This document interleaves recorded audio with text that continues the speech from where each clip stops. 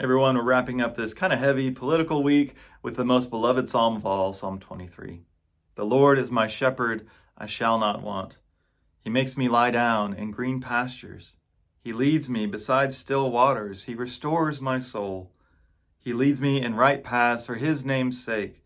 Even though I walk through the darkest valley, I fear no evil, for you are with me. Your rod and your staff, they comfort me.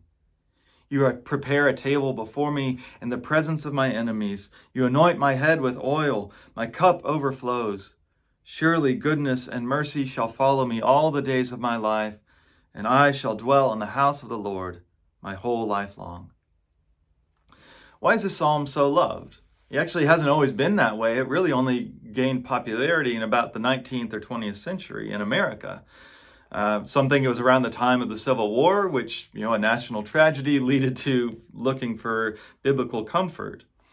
And, I chose this psalm this week to end, but it's not totally random, and it's not disconnected from what we've been talking about. Shepherd in the ancient world was a very common metaphor for leadership.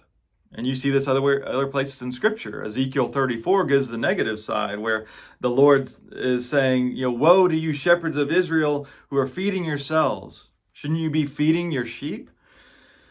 And in that prophet, he's mentioning the same injustices that we've been talking about this week. And so we can read Psalm 23 as an alternative vision of being shepherded by God, our King, alone. I know one of the reasons we love this psalm is it's so intensely personal. This I and you, I and thou kind of language between the psalmist and God.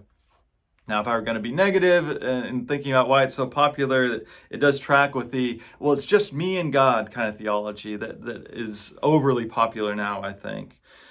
But the positive side still is that every person has a unique relationship with their Creator, who loves each sheep and calls us by name.